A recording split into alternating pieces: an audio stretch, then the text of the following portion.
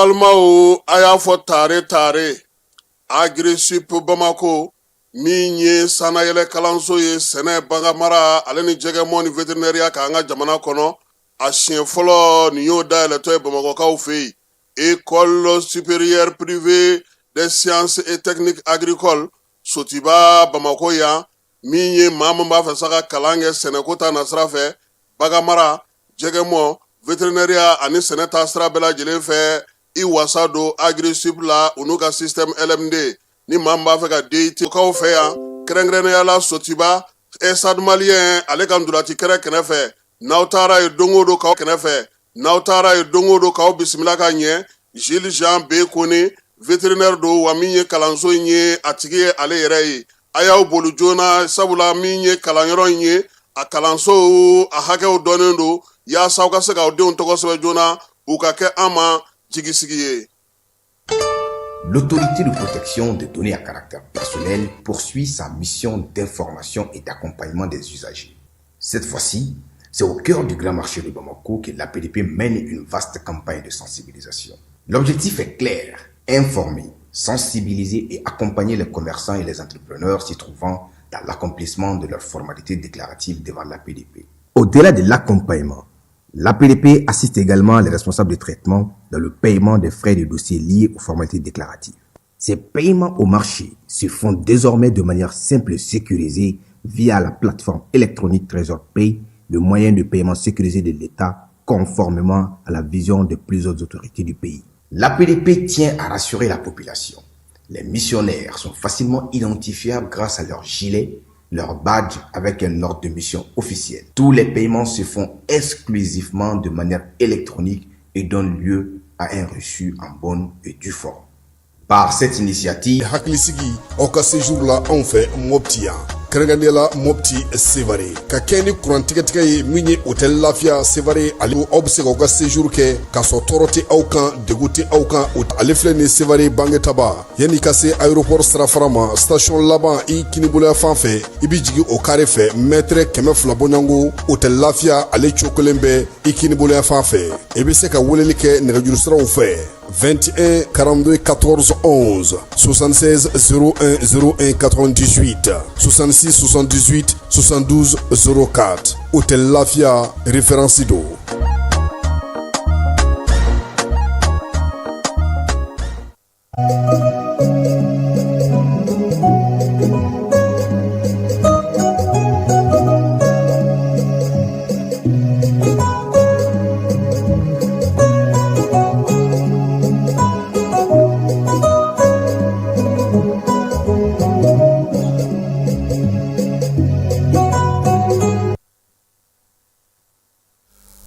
An filɛbaaw ni an lamɛnbaaw aw bɛɛ lajɛlen aw ni ɲanguma bi ye sibiri ye février kalo ale tile 21 ye bi ye san 2026 sunkalo an bɛ ale tile 4 na bi ka bɛɛ lajɛlen fo ka bɛɛ lajɛlen waleɲuman dɔn bi tilegan in na an bɛna taa sigida fɔlɔ kɔnɔna na gouvernement ale y'i bolo fa k'a to an ka baro fanba bɛna kɛ seko ani dɔnko kan ministre Mamu Dafe Seydou Nantume taara bɔ ale ye min ye seko ni dɔnko yɔrɔ minnu fana b'an fɛ yen lasigiden minnu b'an ka jamana kɔnɔ olu ye munumunu salo kɛ o la seko ni dɔnko ale ni bololabaarakɛlaw olu ka ministreso fana ye minɛn sɔrɔ Bamakɔtaw tɛmɛnen kɔfɛ ka di bololabaarakɛlaw ma jamanakuntigi ka yamaruya kɔnɔna na o fana mana tɛmɛ ka bɔ yen min ye seko ni dɔnko hukumu kɔnɔna na hali bi an ka finiw bɛ se ka don ba la cogo min o lajɛ tako 13 o fana kɛra min ye Umu Sangare ale ka jɛrɛ min bɛ kɛ san o san n'a fɔ ma fiwa ɲinanta banna nka dusukasi o yera ko la Umu yɛrɛ masɔnna mɔgɔ 3 n'o ye musongana 3 ye ala olu ka kalifa minɛ u la Sulemani Sise ale ka suma yɛlɛmali san 1 o tɛmɛna alamisa don limanaw teriw ni balimaw olu kɔni ye kuranɛ kalan kɛ o la ana jida o sɛnɛga farikolo ɲɛnajɛ la Mali ale ni Irisi ka bariyandulata o bilara ni tubabu kalo kura ale tile 27 la fédération ɲɛmaya kura sigili o ye avril kalo tile 16 baara kan ka kɛ cogo min na an n'an da don la nin ye an don ka ye tilegan in na Falaye Keyita bi yan ani ne yɛrɛ yaasa ka se ka kibaruyaw olu lase aw ma aw dan ka na Jani ale ka kibaruyaw kɛnɛ kan bi tilegan in na.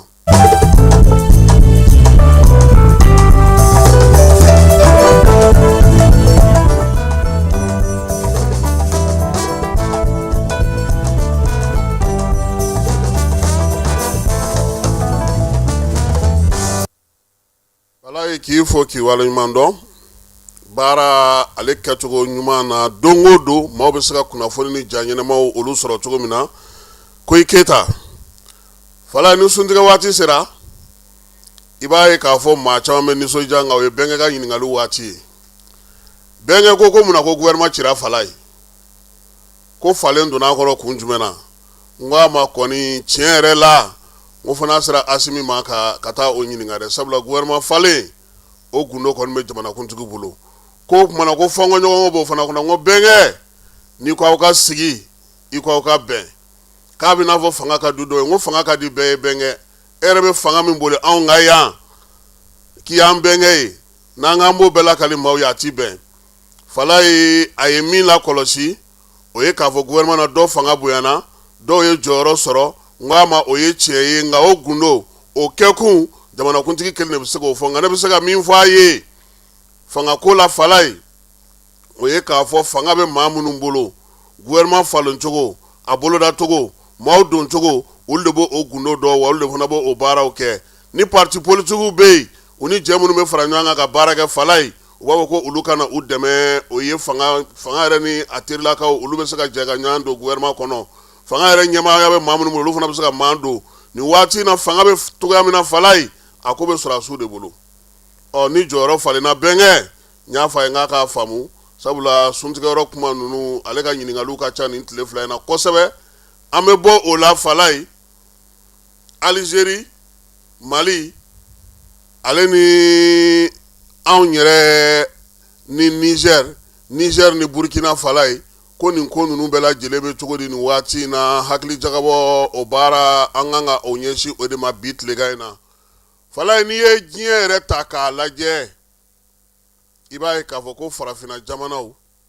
olu ye jamana 55 walima 54 jate dɔw la nka waati bɛɛ a ye kalata kɛ a ye démocratie labato n'aw ma nin kɛ a tɛ nin k'aw ye fala o bɛ sɔrɔ mun fɛ o ye fanga ale yɛrɛ ni se min bɛ nanzaralakaw ye n'o tɛ jamana 50 ni kɔ jamana 27 ka kɛ kuma o kuma olu de bɛ olu ta fan d'u ma k'u nunjuru minɛ o kɔrɔ ko dɔ bɛ yen o ma dafa kosɛbɛ tilegan in na an bɛɛ lajɛlen b'a dɔn k'a fɔ ko bɛn ni kelenya cɛfɔ ni kanbɛn o de ka ɲi maa ni sigiɲɔgɔn cɛ bamananw yɛrɛ ko ten ko min ye kogo ni kunkurunin o bɛnnen don maa ni sigiɲɔgɔn cɛ fala ni kumakan kunkurunin ye o la farafinna ka kelenya ɲinini min ye Mali ka wulikajɔ ni cɛsiri ni baara minnu kɛra o la an ye olu ye o bɛrɛ dɔnna nka nin waati laban in na fɛn min bɛ senna fala ye o ye maaw ka wuli k'u jɔ k'u cɛsiri k'u yɛrɛ ka nafaw ɲini ye Mali jamana ale kɔni ka baaraw a n'a ka cɛsiriw a n'a ye baara minnu kɛ olu bɛnkana dangana dɔɔnin nin waati in na ka kɛ ni an ka jamana ɲɛmaa minnu bɛ bi olu ka kuntilennaw ye n'i ye Algérie ta k'a lajɛ fala ye ale waati bɛɛ la maa ma marakɛ ya min ye kala turu k'a fɔ ko i bɛ Algérie tɛnɛgelima fala ye k'a daminɛ Modibo Keyita la fo sisan nka nin waati laban in na min ye Général Abdramane Tchani ka taali Algérie kaw fɛ yen ɲuguɲugu ye ɲagaɲaga wuli dɛ k'a sabu kɛ mun ye jamana yɛrɛma hɔrɔnyalew olu bɛ ɲɔgɔn minɛ cogo min anw ka ɲɛmaaw ko ko Algérie ka anw minɛ ten fala ye n'i dun y'a jate minɛ min ye Niger jamanakuntigi ye ale tagali min kɛ nin ye nin waati in na Algérie kaw fɛ yen bɛɛ lajɛlen y'a ye k'a fɔ ko min ye Algérie b'a fɛ k'a ka sangana yɛlɛ de sɔrɔ cɛncɛnfuga jamanaw kan a ka yira k'a fɔ nanzaralakaw la n'u mago bɛ nin jamana ninnu na a kɛra Mali ye o a kɛra Burkina ye o a kɛra Niger ye o u ka tɛmɛ olu fɛ yaasa cogoya min na u bɛ se k'u sago sɔrɔ o waati kelen donna fala ye min ye nanzara jamana minnu bɛ bi n'olu bɛ ka Algérie kɔkɔrɔma don kɛrɛnkɛrɛnnenya la Faransi olu bɛɛ lajɛlen tun ye jate min bɔ k'a bin o ye k'a yira sa k'a fɔ ko AES jamanaw bɛna kɛ dɛnkɛrɛfɛ ye nin waati in na bɛɛ lajɛlen ye k'a fɔ k'u ma kɛ dɛnkɛrɛfɛ ye farafinna kelenya tɔma bɛ ka maaw bila ka na min ye farajɛlakaw yɛrɛ bɛ ka mɔgɔw bila ka na Amerikɛnw yɛrɛ nana fala ye u ma dan nali ma dɛ u ko n'a ye farafinna jamana ninnu ja n'o ye AES jamanaw ye u kana kalatago kuma fɔ u ka yɛrɛma hɔrɔnya b'u bolo cogo min u n'olu bɛ se ka jɛ o kan kan Faransi kunnafoni gafe dɔ bɛ yen ko Le Monde o ko min ye démocratie su donna farafinna jamanaw la min ye américain ka bɔli laban na Asimi fɛ kɛrɛnkɛrɛnna n'u ni Ablaye Diop ye ɲɔgɔn ye k'a sabu kɛ mun ye sabula Faransi ale n'a kɔladen Algérie ka taa se Côte d'Ivoire jamanakuntigi ma ni Nouakchott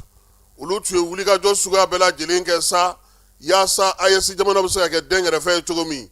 nka komi o ma sɔrɔ Faransi ye dɔnse yɛlɛma a n'a kɛ kuma bɛɛ i n'a fɔ ani Algérie man di nka fala ye hali bi Algérie service de renseignement ni Faransi service de renseignement bolo bɛ ɲɔgɔn bolo u bɛ kibaruyaw di ɲɔgɔn ma u bɛ baaraw kɛ ɲɔgɔn fɛ wa min ye u ka wulikajɔ n'u ka cɛsiriw bɛɛ lajɛlen ye kelen ye a sumamasuru ye mun ye Faransi jamana kɔnɔna lakana minisiri waati min na Tebboune bɛ Tchani bɛ taama na Alger ale fana tun bɛ yen u bɛɛ lajɛlen bisimilala ntɛnɛndon kelen février kalo in tile 16 o b'a jira k'a fɔ ko jamana ninnu bɛ ɲɔgɔn kalama ɲɔgɔn ɲɛna kɛlɛ jama ɲɛna kɛlɛ k'o sigi sen kan o de kɔni bɛɛ lajɛlen ɲɛ bɔ o de la nɔn tɛ duguma bɛɛ lajɛlen b'a dɔn k'a fɔ ko min bɛ sen na bi min ye Algérie ye ale ye fɛn caman ɲini a ye laɲini caman fɔ a ye layidu fana caman ta nka a yɛrɛ y'a ye bi k'a fɔ yaasa a ka se ka Mali sɔrɔ f'a ka tɛmɛ ni Niger ye Niger dun fana bɛ Algérie dɔn kuma tɛ maa min bɛ Niger kunna nin waati in na a b'a dɔn k'a fɔ ko Algérie bɛ sɔn min ma a b'a dɔn Algérie tɛ sɔn min ma a sɔn min ka jan a yɛrɛ bɛ kibaruyaw caman dɔn nka o bɛɛ n'a ta fala ye a ye layidu ta Algérie ye layidu ta a ye dɛ k'u bɛna taga dɔgɔtɔrɔsow jɔ min ye rɛndimibanaw ye k'u bɛ t'o so jɔ kunnafonidi gafeso ko k'o jɔ min ye maaw ye k'olu kalan ka rafineri k'o sigi nka Algérie mago bɛ min na kosɛbɛ o ye gazi ko in de ye Niger ka gazi Algérie mago bɛ o de la kosɛbɛ o de la an ko bɛɛ lajɛlen b'i ka hakɛ ɲini ka kɛ n'i ka jamana a ka nafa ye n'i y'a ye k'a fɔ Niger jamanakuntigi taara Algérie fala ye a y'a fɔ Algérie ɲɛna ko farafinna jamanaden si tɛ se k'a faamuya k'a fɔ ko Algérie min jɔnya juru tagara ka ɲɛsin a ma maa minnu y'a dɛmɛ ale ka tila tuguni minnu y'a degun k'a bali a ka yɛrɛma hɔrɔnya sɔrɔ k'a ka jamana k'a b'a di olu ma ka tɔ ninnu kɔkari ko maa si tɛ se ka o faamu nin kuma in fɔra Tebboune jɔlen a ma kala don i ɲina ka bɛn n'a ye kun jumɛn na fala ye sabula ale ka laɲini ye fɛn fila de ye ani min ye Niger ka gɛrɛɲɔgɔnya la n'o tɛ fala ye Algérie kɔrɔlen an bɛ Algérie min dɔn maa min ye Patrice Lumumba minɛ k'a fa n'o ye Moïse Tchombe ka taa an ka dangele ni sanuba bɛ ale ka marabolo kun kɔnɔna na ni tubabu y'ale bila ale ka Lumumba fa o ye pankuru ta don min fala ye k'a b'i ngalamuti Algérie de y'a minɛ Algérie de Tchombe ka avion minɛ wa Tchombe sara k'a to Algérie kaw olu de fɛ yen o Algérie kelen o bilama ko ka kɛ tancogo la ko maa kan ka i yɛrɛ ɲininka nka Algérie ka laɲini tɛ nin si ye bi Algérie ka laɲini ye fɛn fila a tɛ tɛmɛ o kan bi o ye ale bɛ se ka yanga sɔrɔ cogo min anw ka jamanaw kan n'o ye cɛncɛnfo ka jamanaw ye AES jamanaw wa fana min ye gazi min bɛ yen n'o kan ka tɛmɛ Nizeriya ka tɛmɛ Niger fɛ ka na se ale ma a b'o de nɔfɛ sabula k'i kɛ gazi dɔrɔn dilanna ye Algérie t'o nɔfɛ dɛ gazotigi min bɛ senna fala ye n'a sera ka sigi sen kan min ye kilomɛtiri 4,000 a b'o o de boli ka t'i yɛrɛ sɔrɔ Nizerikaw fɛ ka sɔrɔ ka se Algérie ka sɔrɔ ka Niger o magɛn n'o sera ka sigi sen kan Algérie de bɛ kɛ niyɔrɔbatigi a ko la minɛn minnu bɛ yen baarakɛla minnu bɛ yen sɔrɔ minnu bɛ yen ale yɛrɛ bɛ kɛ nayɔbatigi ye sabula min ye gazi ye a tɛ dan a bɔli dɔrɔn ma a b'a labɛn k'a dilan ka tila k'a feere nanzara jamanaw ma a ye Niger jamanakuntigi wele yaasa o baara ka se ka kɛ wa Algérie bɛ fɛ fana a jɔyɔrɔ ka bonya mun na sabula min ye nanzarala jamanaw ye olu t'a fɛ ka irisiw ɲɛna min ye taji ye a bɛna o fana sangalamaci kɛrɛnkɛrɛnnenya la min ye rafineri ka t'o sigi Nizerikaw fɛ yen bɛɛ dun b'a dɔn k'a fɔ ko Sini bɛ yen ka ban fala ye nin ko in a sɔrɔma yɔrɔ a nafama yɔrɔ Algérie ka kɛlɛ ye o ye a filanan ye mun ye a ka fɔ cɛncɛnfuga jamanaw niminɛ yɔrɔ u fiɲɛbɔ yɔrɔ u fɛɛrɛ sigi yɔrɔ ani n'i bɛ fɛ k'o lasɔrɔ i ka tɛmɛ ale fɛ nin fɛn fila in fana an b'o fara an ka jateminɛw kan k'a dɔn k'a fɔ ko Algérie ka wulikajɔ n'a ka cɛsiri nin waati in na ka ɲɛsin Niger ma a laɲini na belebeleba dɔ fana ye nin ye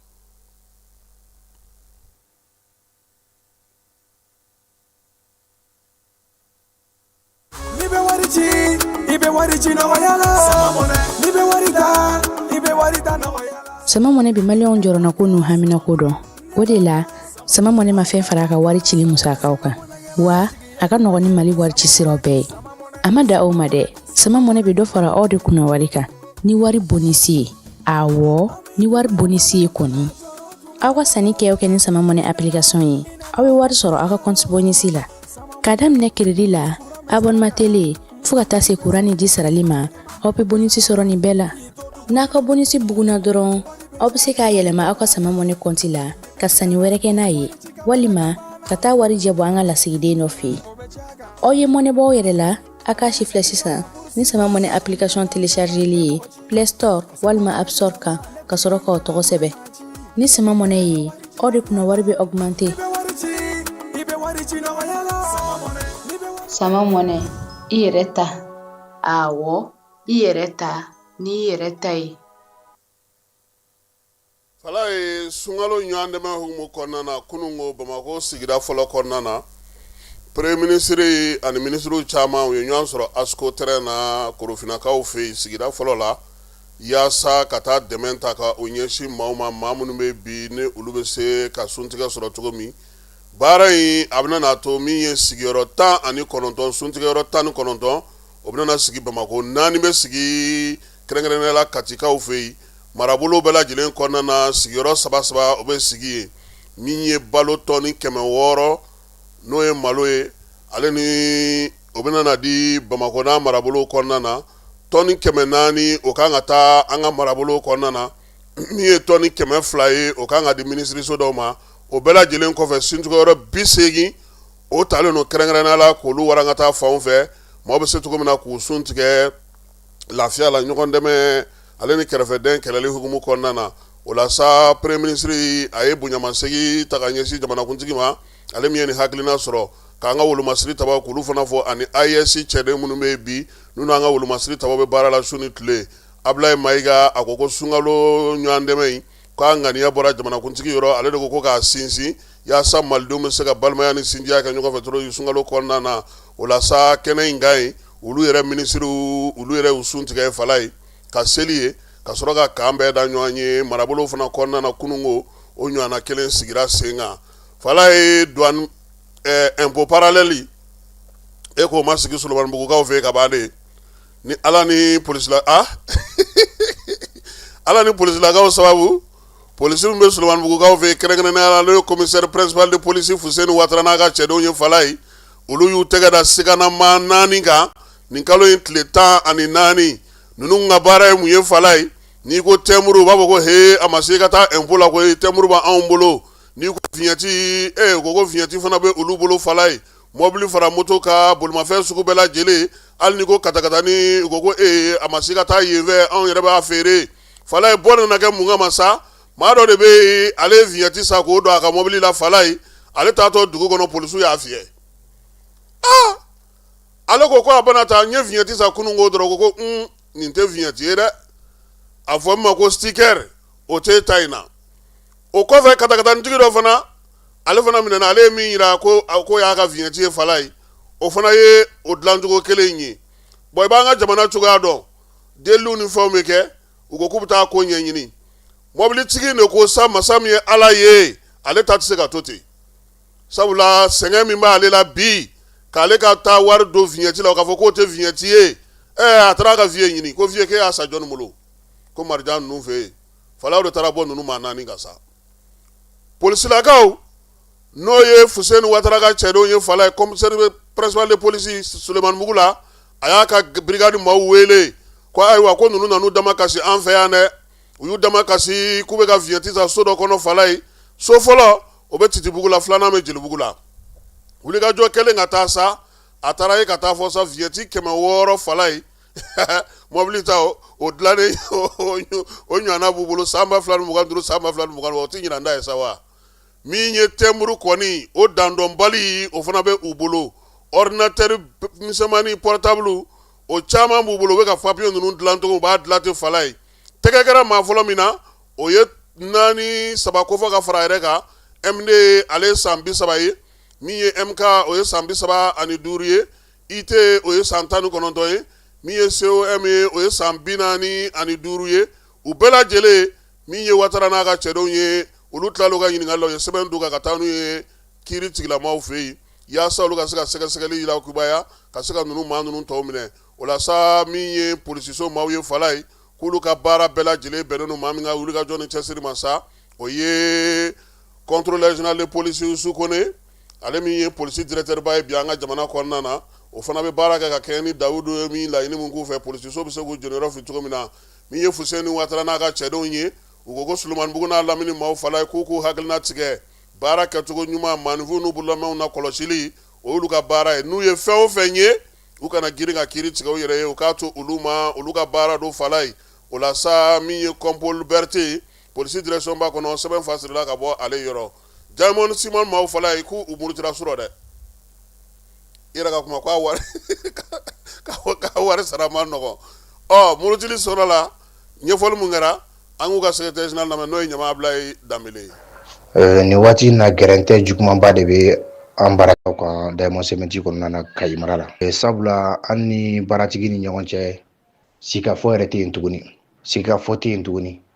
sabula o kɛlen don k'an bila an bɛ wula kɔnɔ interlocuteur foyi de t'an bolo yan an ni minnu kan ka sigi ka kuma a ti yan a bɛɛ dalen bɛ Bamakɔ an ye sikafɔ demande togo togo o ta sikafɔ in tɛ jaabi an dun bɛ waati min na sisan an ka 13e maaw olu bulonnen don bulo kelen don bolo o m'o di o ye diontaw di ma an ka 13e maaw bulo kelen don o bannen don k'o di an ka janvier sara fana o ma sara ka ɲa sabula mun n'an b'a fɔ a ma sara ka ɲɛ chômage technique kɛra o banna u ko k'u bɛ licenciement kɛ licenciement fana ma bɔ kunbaya la min bɛ licenciement kɛ o kunba ye licenciement na a fɔra ko baarakɛla wajibiyalen bɛ baaratigi ka na a ka baarakɛla sara kalo kalo sisan licenciement bɔra ma ka bɛn ni 20 novembre ye donc an b'o hukumu kɔnɔna na décembre kɔni u ye baarakɛla bɛɛ sara fɛn tun bɛ chômage technique fɛn tun t'a kɔnɔ u y'a bɛɛ sara mais janvier ayi non janvier na kɔni nahi u ye baarakɛlaw sara kɛ cogo min na u y'an sɔn marabagatigi duuru sabula u y'a kɛ cogo di an ye baara min kɛ ka daminɛ 23 décembre ma ka na se le 9 vendredi le 9 janvier la donc o y'o tile 12 de sara baarakɛlaw ye tile 11 tile 12 donc endu yɛrɛ bɔra terrain kan o don sabula a o don u y'a mɛn ko jatigɛwale mɔgɔ ninnu sera an kɛrɛfɛ dugu in na Sawarani u y'o mɛn o don min su u y'u ka minɛnw cɛ o 21h su bɛɛ k'u yɛrɛ ta ka na Kayi ka anw denbatigiw n'an baarakɛlaw k'an to an to yen u ma kunnafoni da anw ma jatigɛwale mɔgɔw nana ka na cɛ ni mansin 3 jɔlen sun bɛ usine da la bakuru kɔnɔna na da la o jeni ani Hayidara 1 baarakɛlaw bɛ transporter mobile min fana la ka taga u ka dugu la 15 km 20 km o jeni ani dampɛri 1 o tagara an b'o togo la le 12 an nana baara a tɛ ki dugujɛ an nana baarakɛyɔrɔ la tuguni an bɛ ka na kɔrɔlen tin de ka taa ci sabula a bɛ n'a fɔ ko bɛ mɔgɔ min kɔnɔ endu on dege ko bɛ mɔgɔ min kɔnɔ n t'a fɛ ka baara kɛ ni nin baarakɛlaw yɛrɛ tuguni o de bɛ u kɔnɔ u t'a fɛ fɛn wɛrɛ bɛ fana bɔ dugu ma an tɛ min dɔn o de kama an ye central la mobiliser o la sisan an ko in bɛ ka gɛlɛya an ka ɲɛ welewele bila an ka ɲɛmɔgɔbaw ma u ka se Bamakɔ u ka kum'u fɛ baara in bɛ ka taabolo min fɛ anw bɛ terrain kan an ka 13e ma sɔrɔ an ka saraw ma sɔrɔ hali bi baara dun bɛ wuli cogo min na sara dun kɛra bolo min fɛ o ye mɔgɔw sara bolonbolo ni min na cogo min na ka tile 12 di dɔw ma minnu tɛ chômage technique kɔnɔ minnu bɛ taara chômage technique la ka segin ka na dɔrɔmɛ 1 yɛrɛ ma di olu ma n ko an ka central fana kuma ɲɔgɔn u ka wuli ka se o ma central wulila ka se comme ni conseiller dɔ bɛ ko baara service o n'o bɛ kuma la ka caya o yɛrɛ bɛ nin waati in na u bɛ convention collective 2000 na nin waati in na ka convention relecture kɛ donc o jɛkulu kɛnɛ kan u y'a essayer ka monsieur ba rapprocher k'a ɲɛf'a ɲɛna karisa nin waati in na gɛrɛntɛ bɛ baarakɛlaw kan Diamond Cement la i yɛrɛ b'a kalama mais aw nin waati in na aw ni hakilina jumɛn de tɛ kuma i ka mɔgɔw fɛ u ka baarakɛlaw ka sara n'u ka trésor d'u ma u ka hakɛ de don o ye kuma sama da ɲɔgɔn da la mais ba ye kuma la bɔnɛni min fɔ min ye an tɔɔrɔ ko an ka central ka taa fɔ inspecteur de travail de Kayi ko o ka an ka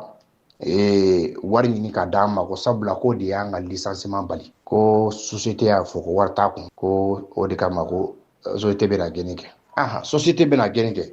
mais société dun bɛ ka a bɛ di yɔrɔ min na société bɛ k'u ka fɛn bɛɛ dafa 14e fila 13e a bɛɛ dafalen bɛ ka d'olu ma. Ayiwa nin ye Ablaye Ɲama Danbele secrétaire général n'o ye baarakɛlaw ka lafasajɛkulu o ɲɛmaaba ye Diamond Simon ale kɔnɔna na gɔngɔnterikaw fɛ Bafulabe marabolo la Kayi ale région kɔnɔna na n'an bɔra yen jamanakuntigi ale bɛ ka tɛmɛ minisiriso min bɛ seko ni dɔnko kunna ka se ka bolola baarakɛlaw k'olu dɛmɛ nin waati in na n'o y'a sɔrɔ Bamakɔ ta o kɛra k'o ban pewu dɔ sera ka di bolola baarakɛlaw ma Kulukoro ta fana kun cɛra hɛrɛ ni baden kɔnɔna na o la sa min ye minisiriso min yɛrɛ bɛ jamana seko ni dɔnko kunna ale ye ja minnu sɔrɔ o la fala an ka jɛ ka olu filɛ. N'i ko maquillage dɔrɔn i ko yɔrɔ sumayalen i ko lumière donc o degunba de tun b'an kan sɛgɛn tun b'an kan finalement client yɛrɛ bɛ décourager kuma bɛɛ an tɛ se ka taa nin ka yɔrɔ la courant tɛ yen. N ye groupe san mais n nana ye a fanga ka bon ma kojugu parce que n'i ye essence litre 10 k'a la sɔgɔmada fɛ 8 heures ka wuli 20 heures a bɛ sa donc ni ne y'o fara ɲɔgɔn kan kalo la vraiment a ka girin ma kojugu. Dɔw yɛrɛ bɛna kuma la ka n'i sigilen sɔrɔ o bɛna sɔrɔ courant yɛrɛ tɛ yen bon o bɛ taa bon n'o kɛra yɔrɔ o bɛ gɛlɛya se clientèle ma. Baara n'i y'a dɔw minɛ courant bɛ tigɛ k'i to a kan a bɛ kɛ i n'a fɔ i ka tila wari dunni na ka sɔrɔ i ma tila baara la ala ni courant ko sababu la. Ces souffrances endurées par ces artisans issus des différents corps de métier appartiennent désormais au passé. Aujourd'hui, grâce à une initiative présidentielle, plus de 200 artisans ont pu bénéficier d'installations solaires. Un véritable soulagement qui leur permet désormais de travailler dans de meilleures conditions et de subvenir dignement aux besoins de leur famille. Non, si ça me fait alhamdoulilah, a bɛ dɔ fara sɔrɔ kan parce que en tant que courant kɔni tɛ tigɛ la kɔni baara tɛ jɔ sɔrɔ fana dɔ bɛ fara kan comparativement wagati min tɛmɛna ni i tun bɛ se ka heure caman kɛ ka sɔrɔ hali courant tɛ yen donc ni sisan kɔni i b'a dɔn k'a fɔ vraiment dɔ farala sɔrɔ kan alhamdoulilah. Parce que an bɛ taa lahara ka na ne tun t'a dɔn ne bɛ nin pano sɔrɔ cogoya min na pano mun installé len filɛ n fɛ yen miliyɔn ko de don m'a bɔ min aw yɛrɛ nana sisan yɔrɔ bɛɛ sumalen don lumière bɛ fan bɛɛ fɛ n yɛrɛ bɛ n ka perruque dilan san yɛrɛ bɛna taa client dɔ ka perruque caman i y'a ye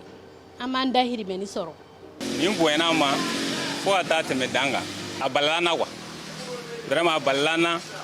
parce que a ye kuma yɛrɛ fɔ don ne tun t'a dɔn k'a fɔ ko ne kɔni bɛ dɔ sɔrɔ a la parce que mɔgɔ t'an ɲɛ ma o ko la. Ces artisans qui œuvrent chaque jour pour embellir notre quotidien à travers leur savoir-faire n'ont qu'un mot à adresser aux généreux donateurs, merci. Leur reconnaissance va au président de la transition, chef de l'État, le général d'armée Assimi Goïta. Ne b'a fɔ dɔrɔn n ko ani ce ani baraji a ka laɲini ye min ye diɲɛlatigɛ la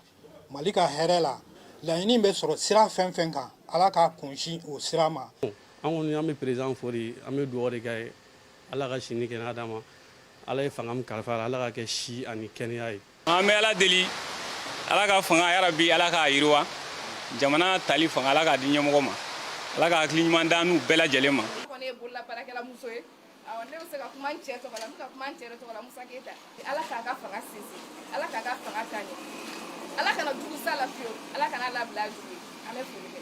Ni dugu jɛra Ala ye diɲɛ don o don da depuis ka nin pano in sigi n bɛ n kunkolo kɔrɔta n ko Ala i ni ce an ka président ɲuman ni ce. Sinon paradigme minnu bɛ ne bolo yan musotigi mɔgɔ 4 de b'a la denbatigi mɔgɔ 4 yɔrɔ kana a ma nɔgɔn mais alhamdulillah an bɛ Ala barika da ni hakilina bɔra mɔgɔ minnu yɔrɔ k'an dɛmɛ cogo la an bɛ barika da u ye vraiment n'i ko k'a fɔ k'i bɛ an bɛ nin kɛ bi a se t'an ye a se t'an ye. Cet appui est également salué par le président de la Chambre des métiers du Mali, qui souligne que c'est une première depuis sa prise de fonction à la tête de la Chambre des métiers du Mali. Très franchement, ne yɛrɛ kɔni na ɲɛmɔgɔ la ni bi ni ɲɔgɔnna m'a ye a kɔnɔ quoi parce que fɛn min bɛ yan fɛn fɛn miliyɔn 30 a b'a bɔ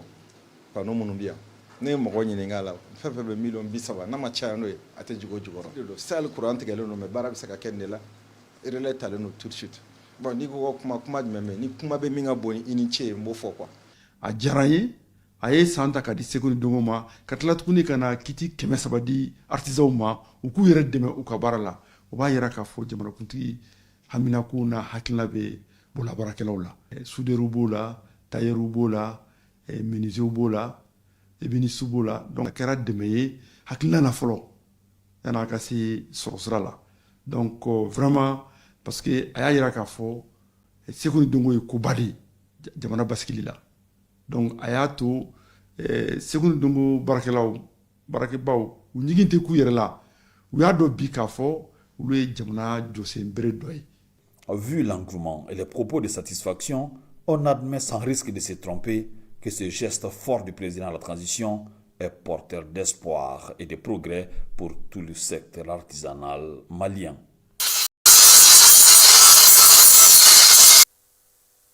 Alsa me to Sékou ni Dongo la amta mi Mahmoud Afrika ministre so la Seydou Nantume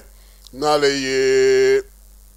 sɔrɔ kɛla y'an ka jamana kɔnɔ ni baarakɛyɔrɔ belebeleba fana b'a bolo n'o ye Toguna industrie fala ye ale taara Mahmoud Dafe fɛ yen nin dɔgɔkun in kɔnɔna na sa ka taa foli ni tanuka ye san min kɛra Sékou ni Dongo san ye o mɔnɔbɔko ɲuman k'o foli ta ka ɲɛsin a ma Seydou Nantume ni ministre kɔrɔ min ye an yɛrɛ ka Modibo Kajoge ye ka bɔ Segu o fana tun bɛ a nɔfɛ taama in na o y'a bilasira o la sa min ye Nantume ye a y'a da Dafe tulo kan sa k'u kɔni b'a fɛ ka Toguna dɔ sigi ni ministre yɛrɛ yɔrɔ min yira Mali fan min yira u bɛ Toguna ye u bɛna taa sigi ye yaasa ka se ka baara kɛ a la n'o ye dɔngɔnɔw ka lajɛkɛyɔrɔ kɛrɛnkɛrɛnnen ye nka a bɛna bila malidenw olu ka bolo kan Seydou Nantume y'a yira sa k'a fɔ fana min ye Sékou ni Dongo dɛmɛli hukumu kɔnɔna na minɛnkɔrɔw caman b'ale bolo n'o ye dɔngɔnɔminɛnw ye mun bɛ se ka bila musée kɔnɔna an ka fɛnkɔrɔmarayɔrɔ kɔnɔna na a y'o fana ŋaniya yira Mahmoud Dafe la yaasa Sékou ni Dongo bɛ se ka dɛmɛ cogo min na k'a nakun kun ye o ci fila ye Dafe y'a fo k'a waleɲuman dɔn a ka miiriya ɲuman na ko ni Ala sɔnna a ma minisiriso bɛna jaabili kɛ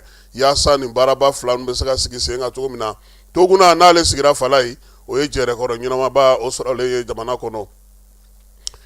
alisa Sékou ni Dongo hukumu kɔnɔna na an b'a yira o la sa k'a fɔ yaasa ka se ka baaraw sigi sen kan ɲɛfɔli ka se ka kɛ an ka jamana yɛrɛ tariku la maa minnu bɛ yen n'olu ye karitakaw ye u ka tɔn maaw ye yɛrɛ kɛ maison de la presse kɔnɔna na Massa Sidi Karita maaw o waleyaw minnu kɛra an ka jamana kɔnɔ minisiriso min bɛ Sékou ni Dongo kunna sa ale ka chef de cabinet n'o ye Dr Saliya Male ale tun b'o ko in kɛnɛ kan barosigi in senfɛ sa u ye ɲɛfɔli kɛ tariku la min ye masasiw ye sa u bɔra Manden cogo min na ka n'u yɛrɛ sɔrɔ do ale kɔnɔna na u ye taama kɛ sira minnu fɛ fo ka na se Bɛlɛdugu kɔnɔna na fo ka taa se Sunsanna ale sigili ma o fana kɔfɛ sa min ye Karita yɛrɛ k'o fana sigi sen kan u bɛ baara minnu kɛ an'u ye waleya minnu kɛ an'u ye wulikajɔ minnu kɛ san 200 ɲɔgɔnna o wulikajɔ hukumu kɔnɔna na k'a daminɛ Sunansan ana se Mamari Kanja ma u ye nin tariku bɛɛ lajɛlen fasiri ka nin bɛɛ lajɛlen ɲɛfɔ maaw bɛ se k'a faamuya cogo min Saliya Male y'a yira sa k'a fɔ ko baara mun kɛra nin hukumu kɔnɔna na nin ka ɲi kosɛbɛ sabula a b'a to maaw hakili bɛ jigin an ka kɔrɔlenw na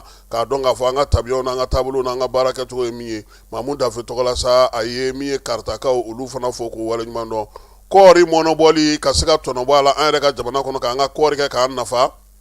o jɛrɛ 13 kɛra minisiriso min bɛ Sékou ni Dongo ale ni bololabaarakɛlaw ka ko kunna a minisiriso kɔnɔna na Babu a ɲɛmaya tun bɛ maa min bolo sa o ye minisiriso yɛrɛ secrétaire général ye Mahamadu n'u b'a fɔ ma ko Kombuna Jara ale de kɔni tun bɛ minisiri tɔgɔla kɛnɛ in kan u y'a yira sa ko san tɛmɛnen n'o kɛra Sékou ni Dongo san ye fini min bɔra o hukumu kɔnɔna na o fini o ye Mali yɛrɛ ka gari dilanlen k'a parata k'a tila k'a kɛ kisɛw ye ka se k'a kɛ fini ye o la sa jɛrɛba min sigira sen kan n'o ye salon international de l'artisanat ye baara minnu fana kɛra o kɔnɔna na o y'an ka bololabaarakɛlaw tɛgɛ nɔ ye fini minnu donna ye a kɛnɛ kan minisiriw ni gouvernement maaw olu bɛɛ lajɛlen ye fini ninnu caman don wasa ko ka fɛɛrɛ sigi sen kan an yɛrɛ ka kɔɔri bɛ se ka don ba la cogo min na an fɛ ani ka baaraw to sen na kuma tɛ ɲinan san fana sigilen don sen kan kalan ale ni Sékou ni Dongo ka se ka fini ninnu k'olu mɔnɔbɔ o la sa CMDT ale ye wulikajɔ min kɛ ka tɛmɛ Radio Mali fɛ ani ONG wariwari olu ni CADH maaw ye baara minnu kɛ ko k'o fana sinsin sa yaasa an yɛrɛ ka finiw bɛ se ka don ba la cogo min na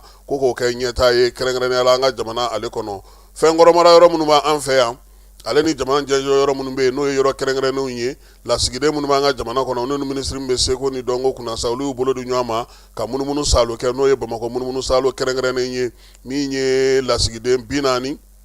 n'o bɛ jamana kɔnɔ olu tun bɛ taama in na u y'a daminɛ sa min ye Abu Wɔlɔkɛ ale ye fɛn minnu sigi sen kan musée national kɔnɔna na ka taa se Sékou ni Dongo minisiriso yɛrɛ ale yɛrɛ baarakɛyɔrɔ ma o fana tɛmɛnen kɔfɛ sa min ye musow tɔgɔla so min sigilen don Korofinnakaw fɛ n'o ye muso kunda ye ka taa se musée national yɛrɛ kɔnɔna ma ja mun sɔrɔ olu la an ka jɛ ka o filɛ.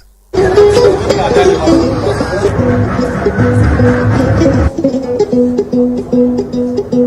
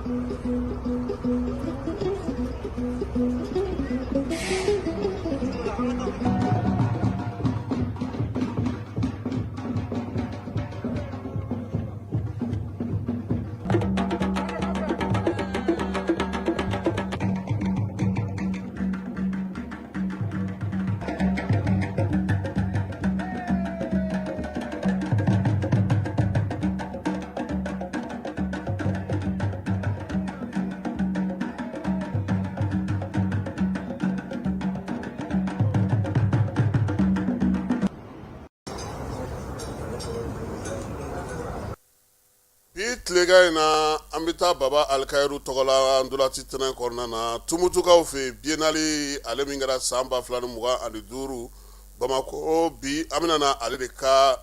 mɔnɔbɔ yira aw la baara mun kɛra ye Falaye Keyita ye ja minnu sɔrɔ a la Bamako jeux d'eau su an ka taa baba alikayuru tɔgɔ la ndolati kɛnɛ na tumutukaw fɛ biennale ale kɛnɛ kan.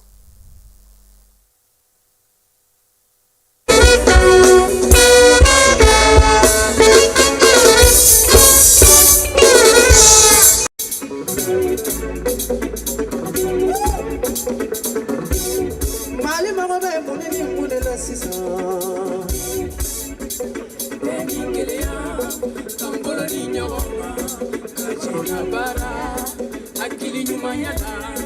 Odebe faso inatanye Niyo famu ni tala ya faralanga Fasabe itanye Bali mama be faso de nyuma Ka faso ni bara Bali mama be faso de nyuma Ka faso ni bara Faso de jugu sekala Ulukube jawana inji Uruja Faso de jugu bende sera Uruja Harabe bali fe Bali kura yema ukatimi nandia Akili na nyuma mbula Faso kana mbula Bali deu yenda na yadauka Usaraga bali popolola Faso denjugu bebulila Biri biri Nashwe Bali denjugu bebulila Kantashwe Bali jugu na debe baga kululu Ulu vendera shwe Ene pana sikura misola Ode kera bali kura ye Ala Ali mama be faso de nyuma Ka faso ni bara Ali mama be faso de nyuma Ka faso ni bara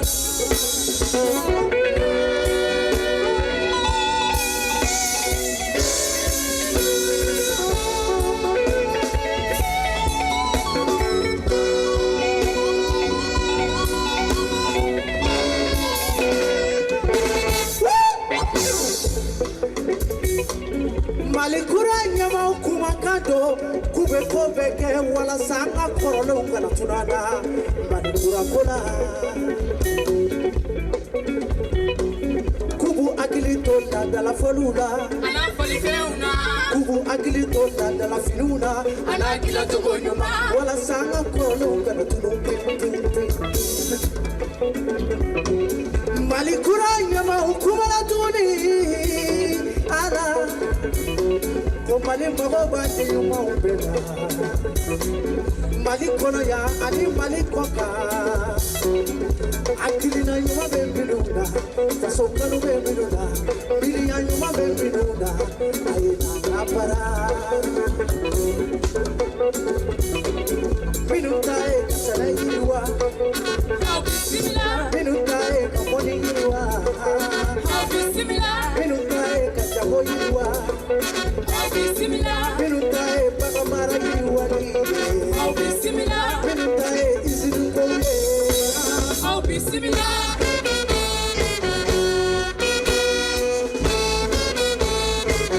Minuta e kayiri do bayela malika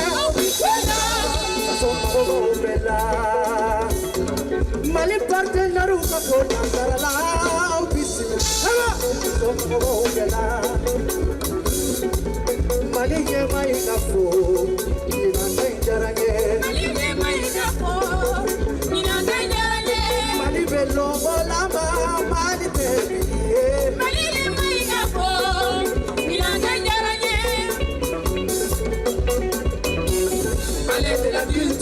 Disons le Mali nouveau, la paix et la cohésion sociale.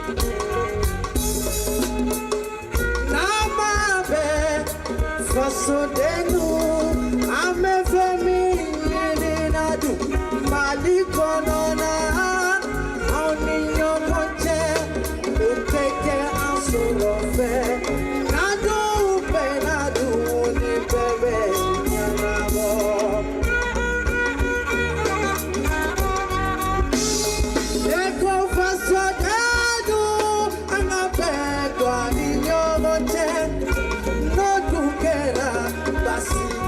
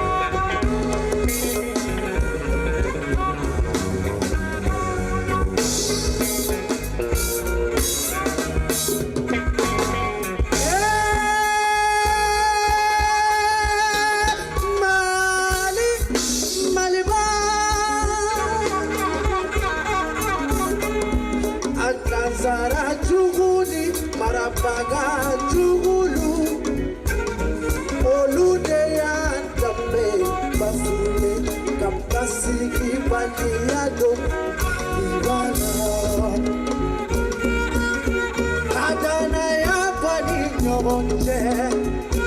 ka hakilina jugu don a ni ɲɔgɔn cɛ Maliba.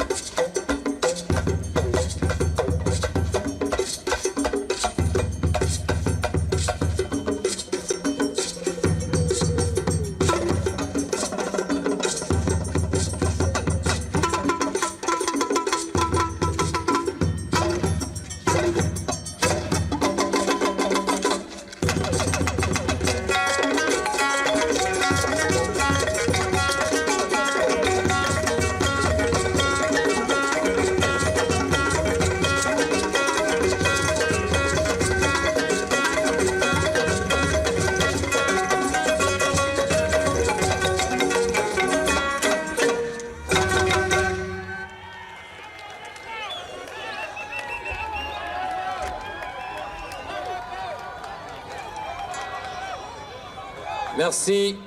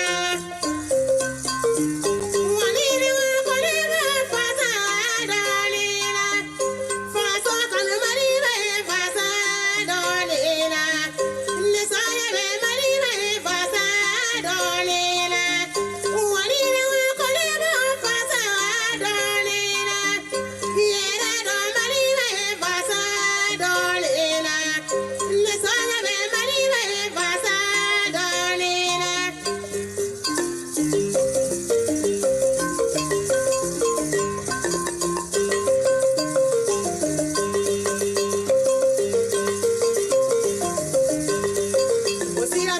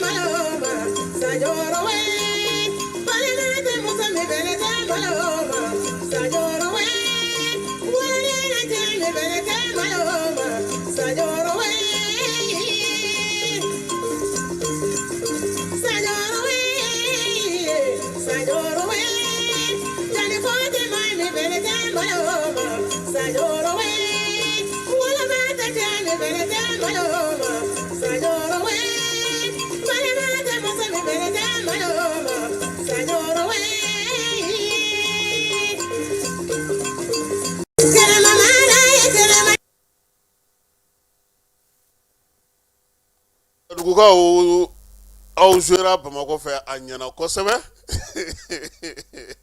Falaye Komaɲaga ale de tun bɛ min ye cɛbilencɛw bolo dɔnkili kɔni Sajuru o ye dɔnkili kɔrɔ ye Segu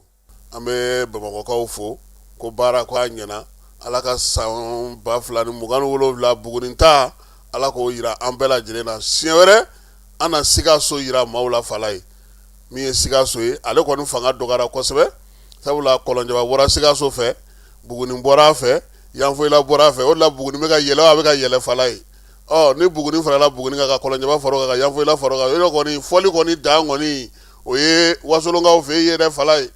an bɛ dugawu kɛ sa n'Ala sɔnna ma n'Ala ye sibiri wɛrɛ yira an na an na min ye Sikasokaw olu ka turupu ye baara min kɛ Tɔnbɔkutukaw fɛ yen biennale hukumu kɔnɔna na Nɛba Solo ka maaw k'u bɛɛ lajɛlen fo k'i yɛrɛ fo k'i waleɲuman dɔn min ye bita ye an b'o jɔya sini ni Ala sɔnna ma nɛgɛ kanɲɛ 18 an na a b'a sɔrɔ gala gosira bɛ gɔlama gosi de a y'a sɔrɔ gɔlama gosi an n'a bɛrɛ bɛn ka bɛn gɔlɛ gosi masa kɛ a k'an bɛn sini ni Ala sɔnna ma